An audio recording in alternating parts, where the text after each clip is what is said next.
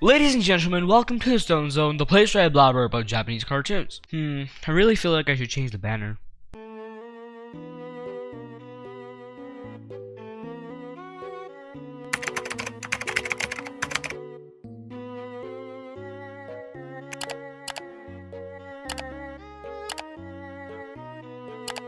There you go. So today I'm here to talk about something that a lot of people dislike about anime. Namely, the lack of namely, teenage casts. So as we know, Dr. Stone's main cast is a bunch of high schoolers, just like many other shonen manga. But what is the reason for this? Why do so many shonen manga have teenagers as their main cast? Watch until the end to find out. Oh, also there's a book called Lithium-Ion Batteries, Machine-Generated Summary of Current Research. What's special about this book is that, as the title says, is machine-generated. It is the first book written entirely by an AI. Pay up for that fact by subscribing and liking the video, thank you very much. So this video was inspired by a video that Critical made quite some time ago, titled The Thing I Hate About Anime. He talks about how he really dislikes the lack of adults in anime because there really isn't any reason to make the main characters underage. Like for example, it would have made way more sense if Senku was a certified scientist who had been studying science for a long time as opposed to a funny-haired high schooler. While I'm not entirely against teenage casts in anime, I don't disagree with him either. Because the main point that Critical makes is that there simply is not a good enough reason to make the characters children. Like, you could make the cast adults and absolutely nothing would change, except it would have made much more sense because adults are more mature. Of course, if the fact that the characters being high schoolers played a big role to the plot, like for example in Assassination Classroom or Charlotte, I'm all in. It makes perfect sense. But when the characters being underage have no effect on the plot itself, it becomes quite pointless. So, since this channel is Dr. Stone based, we need to talk about how the character's age plays a role in the story of Dr. Stone. So, the question being asked here is, what would have changed if Senku was an adult? And I'm not talking about like a legal adult, because not much would have changed if Senku was 18 or 19. So we're talking about Senku being in his early 30s, where he has a stable job and is starting to settle in. Senku's intellect is pretty much already maxed out, so he definitely wouldn't be any smarter. What he would have more of, though, is experience and maturity. Oh wait, he's maxed that out too. I say this because every time Senku has failed, it has been because of bad luck and not lack of experience. His planning is normally immaculate, but things tend to go wrong. A simple task of not falling into a pool of ridiculously dangerous acid was about to go wrong. And it was not Senku's fault for not predicting that. So yeah, not much had changed if Senku was an adult when the petrification happened, except his appearance.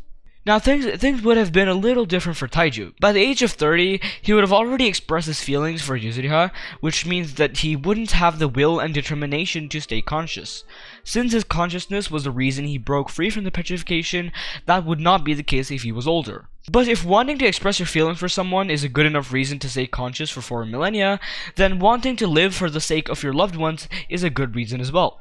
Maybe Taiju and Yuzuriha had a kid and Taiju was thinking of the kid the whole time or something. So either way, it wouldn't make a difference. The only character who should remain a kid in my opinion is Suika. I feel like children have so much to contribute to shows because they make it so much more realistic. A child without insane superpowers isn't something you see in anime, and I love the fact that Inagaki made Suika normal.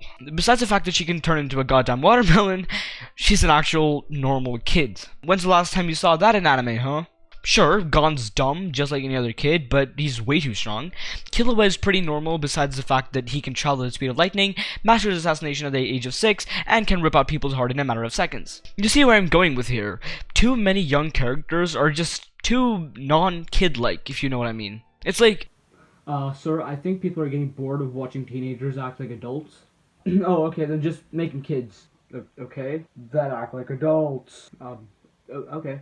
I understand that the kids are supposed to be special, and they're prodigies, and that this is a goddamn TV show. But come on, 12-year-olds? Like, what even are these authors trying to accomplish with that? Please enlighten me if you have any idea why in the comments. And another big problem with shonen manga is the sheer amount of sexualization of high schoolers. And from what I've read, this is a reflection of Japan in general. Sexualization of high schoolers is a norm in Japan, which by the way is something that I've just heard. If there are any Japanese people watching this, please let me know. 12, 13-year-olds apparently get alone for a long time at home by their parents, who work late. And although that might sound concerning, it is a normal thing in Japan. Japanese parents trust their children's maturity, and I think that's just Japanese culture for you.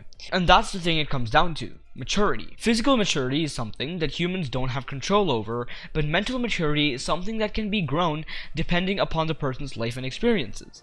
And since it's so normal to leave your child at home for long periods of time, those teenagers have to learn to take care of themselves and their younger siblings, for example. This is great because teaching your children to take care of themselves and others at a young age can make them very independent men/women in the future. But when you have to take responsibility at a young age, you can't help but feel grown up. And this is what I believe causes underage people to try and look grown up as well. Now, this is just a theory of mine, which could be completely wrong, so you shouldn't really take my word for it, but one thing that I'm sure of is that anime is a reflection of Japanese culture, and they have a lot to do with each other. But why do authors make their characters teenagers in the first place? Almost all anime have high schoolers or middle schoolers as its main cast, so there's gotta be a particular reason to make characters underage. And so after doing a bunch of research, the majority of people believe that the reason shonen manga authors make their characters underage is that since the targeted audience is teenagers, a character in the same age group would be more relatable/easier to empathize with. To me, this makes absolutely no sense, because if that's the case, then why are characters in Western comics adults? The Marvel and DC comics have equally as much or an even larger teenage audience than Shonen Jump, even though Shonen Jump has more supposedly relatable characters. Like, dude, these motherfuckers can kill gods, become gods, and can actually get bitches. In what universe is that relatable to an average teenager with daddy issues and shitty grades? I say this because I'm also a teenager, and I feel like it would be way better if the characters were adult. I don't know though, it's just my opinion. But an even better example would be Spy X Family, since it's an anime and not a Western comic. Now, I feel like one of the main reasons Spy Family is gaining so much popularity is that it has an actually realistically mature main cast, and the kids in it are actual kids, except they can read minds. Anyway, that's why the argument that the authors are trying to make characters more sympathizable to teenagers is bullshit to me. But I found a really good answer on my anime list. Mr. Dirtasso says, the obvious reasons are the target audience and the teenage years nostalgia reasons. However, there is more. Anime is about characters with flaws, and it's easier to put flaws into an underage character since adults are expected to have their shit together. Which is a pretty valid argument to me, but even having your shit together doesn't make it so that you have no flaws. Also, the teenage years is a time when people learn to explore their feelings, and the feelings associated to teenage years are the ones remembered as the strongest, making anime about teenage feelings more significant. Which is also a pretty well-worded and valid argument, but simply not enough to convince me that it would be any different with adult characters. Experiences are experiences, no matter the age, and even though change is something humans go through during teenage years, adults go through change as well, but it is a different type of change. If anything, development in adult characters is even more impressive and enjoyable than in teenage characters, because it's much harder to write something that sounds realistic.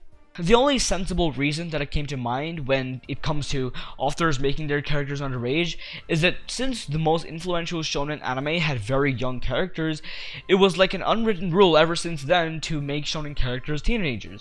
Like seriously, I don't see any good reasons why characters shouldn't be someone in their late 20s or early 30s. However, I'm most probably entirely wrong, and I would really like to ask an actual manga author why the characters are teenagers.